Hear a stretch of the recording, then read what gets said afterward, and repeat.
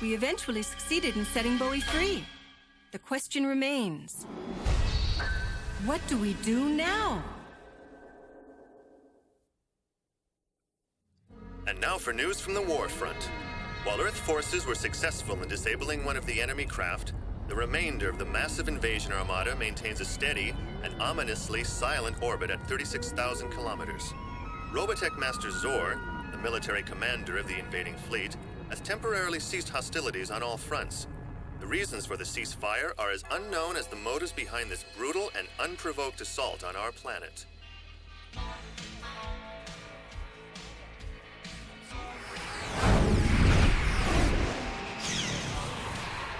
Huh. Wow. You get assigned a district like this, and patrol duty doesn't look so bad after all. Well, men, this is going to be a true test of your character. All right, everybody, we start our patrols from here, and don't do anything I wouldn't, Yes, ma'am.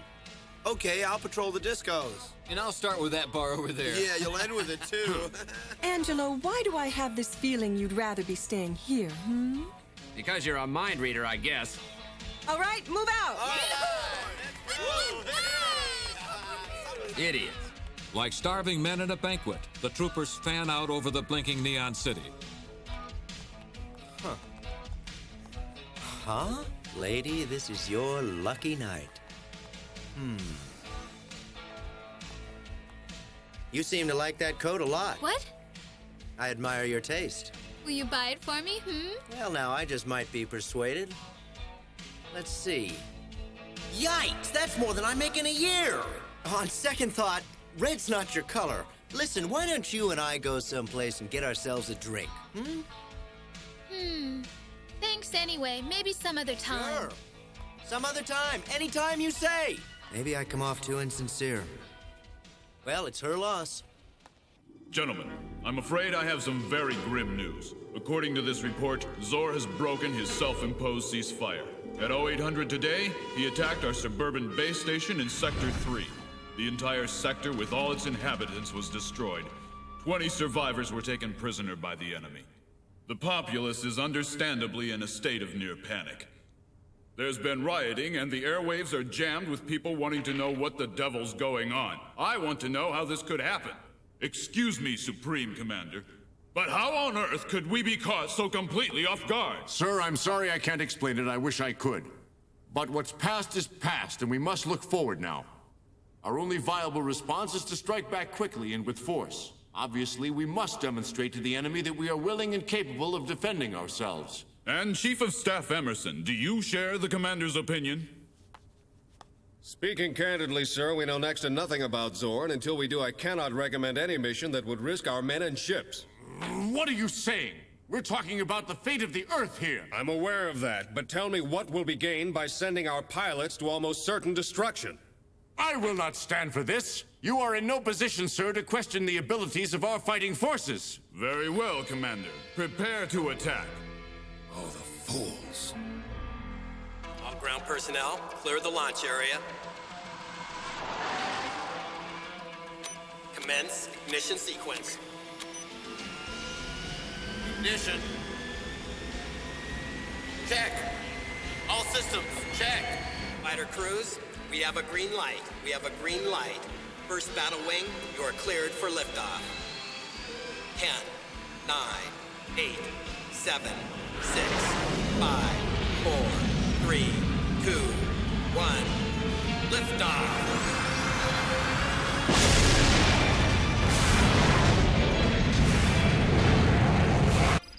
First wing is away. Second battle wing, take off. The Robotech fighters thunder down the runway and take off, answering their call to glory.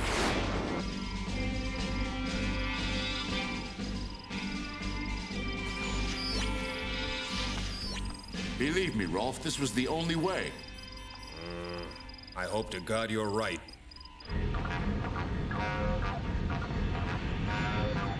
On my order, fire!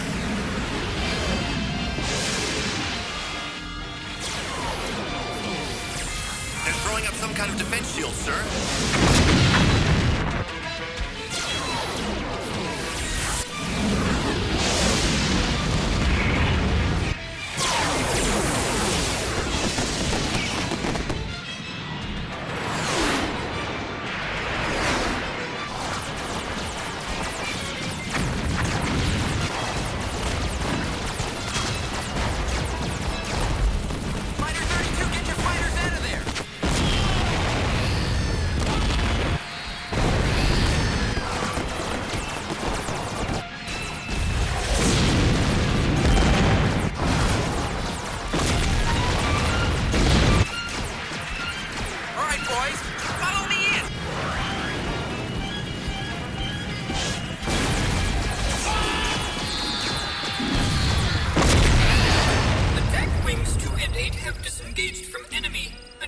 Wings 3, 4, and 7 report severe losses. All other wings fail to respond. Believed to be terminated. Repeat, terminated. How can this be happening to us? We haven't even put a dent in Zor's ship. Any signs of a counterattack from the enemy?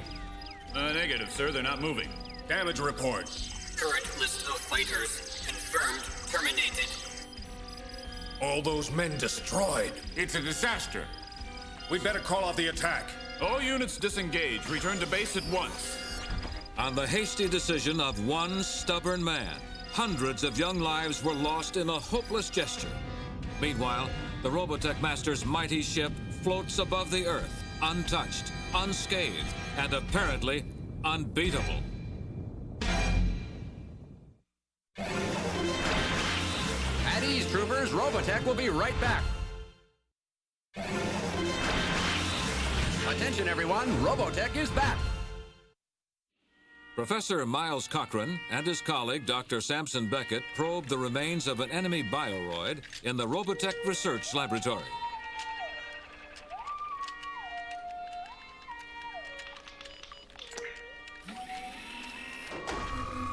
I am now activating ultraviolet scanner.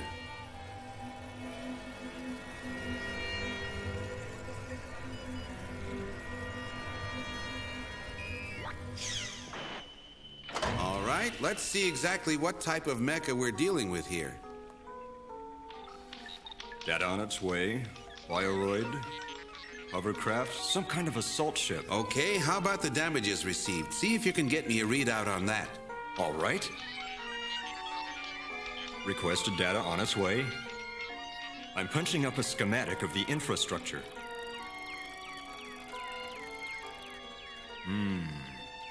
As you can see, internal damage is minimal. Look, Professor, I just can't believe it. Try focusing the probe on that area. Right. No mistake, definite traces of biogenetic matter. That means there was something alive in that thing. Something with a highly complex genetic code. Just look at it. Can you extrapolate an image of whatever it was? I thought so. Incredible! I bet it's human. But there's no human being even remotely capable of such technology. We'll have to start rechecking our findings right away. We've got to be absolutely sure. Are you suggesting Zor is human, not a miniaturized Zentradi? You mean that Dana and Bowie were actually correct in their observations? Yes, we triple-checked our analysis and it always came out the same, sir. So then we're fighting our own kind. It complicates things a bit, doesn't it? It does if it's true. It's just like brothers slaughtering each other. You have something for me? Yes, sir. I have the report of our losses. 97 ships lost or out of commission. Pilots, 407 dead. Combat ground personnel, 359 dead. Non-combatants, 237 dead. And to the best of our calculations, 319 missing in action. Those missing in action, where are they? Unfortunately, they are all adrift somewhere out in space, sir. Are you sure of that? Sir? Nothing. Out. There you go. If you knew how much I needed this. I know, it's certainly not very encouraging. And that was only one ship. I tell you, they could have got through if they hadn't have been called off. Angie, I'm telling you, that ship's design renders a frontal assault a complete impossibility. Huh. I almost forgot that the professor knows everything. Well, I know enough to realize that today's attack was nothing but an exercise in utter futility. I'd say that's kind of obvious, isn't it? There must be some weak spot in that ship. Exactly right. To start with, I've deduced that his ship is not powered by an engine as we know it.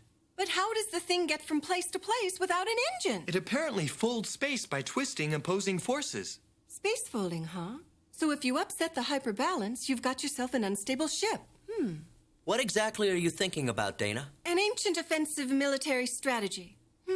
Try that again? Don't worry about it. Come on, Louis. We've got work to do. Huh? It's only a theory, I admit. But it's based on very sound reasoning. I've scanned the entire ship for a central power source. As you can see, there's no sign of one anywhere. But I found a biomagnetic induction network. It seems to be creating a perpetual biomagnetic cycle by drawing the protoculture molecules together and then forcing them apart. Yeah, but what does that have? It appears to harness the power of these two strong megaforces. Through magnetic bonding. You see, the ship's structure is simultaneously trying to explode and implode. And this reaction is the real source of its power? So if we destabilize the bioequilibrium of that reaction, we'll knock the whole thing out of whack, right? Yes, theoretically. Well, then, you find the right spot, and we'll see the job gets done. I don't think the Chief of Staff will choose you for the mission. Not with your track record. Oh, I beg to differ. I think we're the perfect choice. Later, at the headquarters of Dana's squadron, Professor Cochrane agrees completely. We're the only ones with a chance to knock that thing out of the sky. Bowie, General Emerson is a very reasonable man, and he was a friend of your father's. He'll understand. But that was years ago. I know you resent the fact that your dad asked him to keep an eye on you. But why take that out on us? This is your chance to show those dinosaurs what the younger generation can do. Bowie, our destiny lies in your hands. That's right. Listen to her, Bowie. Now, Sergeant, he's doing his best to understand.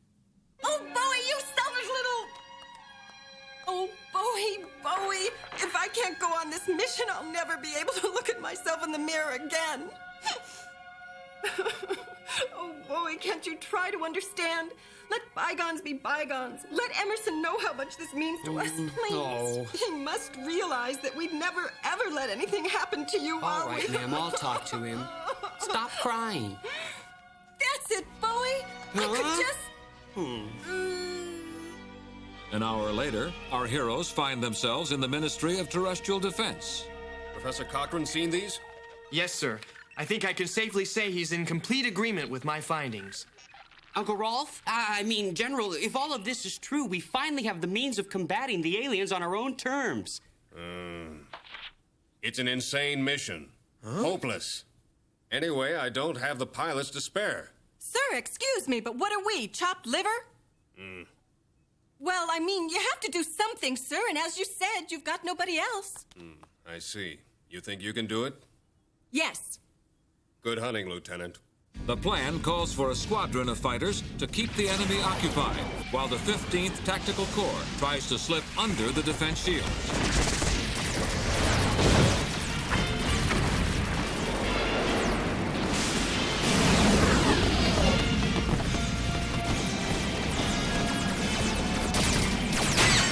Just a scratch. Maintain course. Here we go. We did it! We made it through. Out of the frying pan. Open landing doors.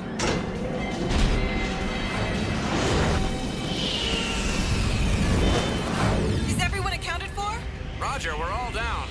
All right, first we pierce the hull and expose the biomagnetic network. Then we concentrate our fire and blast this spaceship out of whack.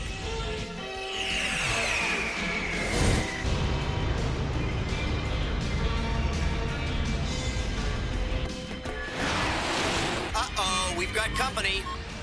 Forget the bioroids. We're not after them.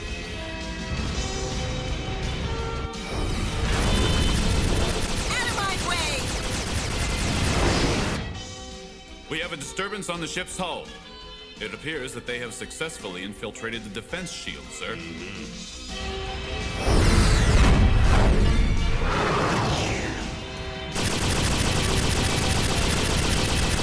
Sorry, guys. You'll have to do better than that.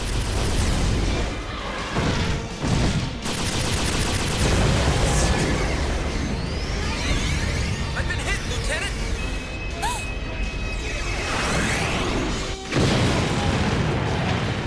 Louis, Battloid!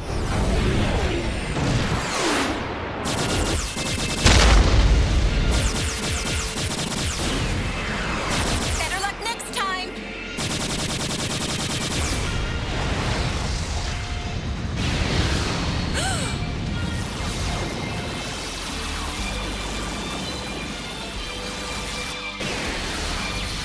Louis, did we do it? Yes, ma'am. It looks like we found that biomagnetic network. That's what we came here for. Let's hit it. Here we go. Watch out!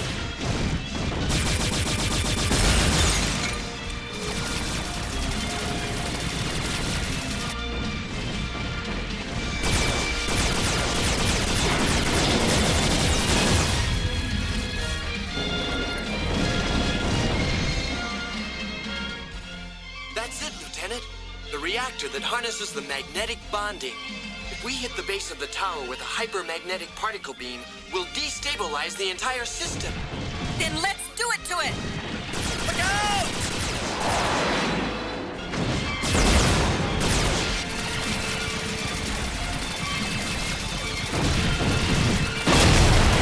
Go ahead, we've got you covered. Okay, leave it to me.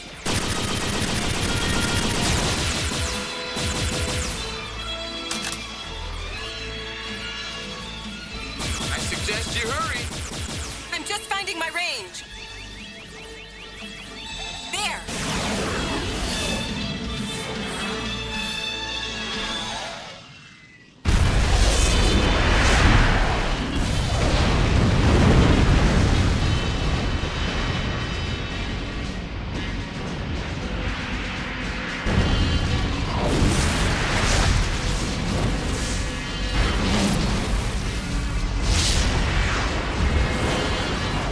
Looks like you knew what you were talking about, Louie. Okay, Transport 1, get us out of here!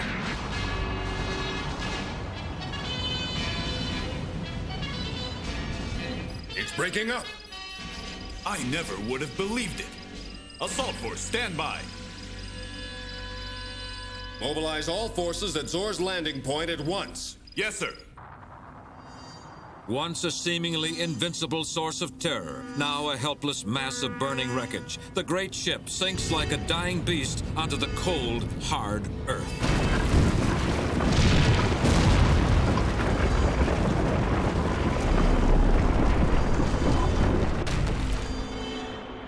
A fiery symbol of mankind's first victory in a war for the very survival of Earth. Boy, nothing's cheap anymore. Could have been worse. I guess. Thank you. You really should stop spending your paycheck before it's even yours.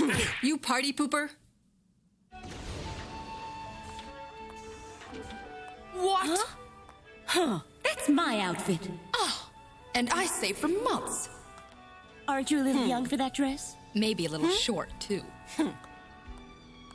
Bowie! Yes, ma'am. Yes, ma'am. Very nice. Bye-bye. Well, I'll be.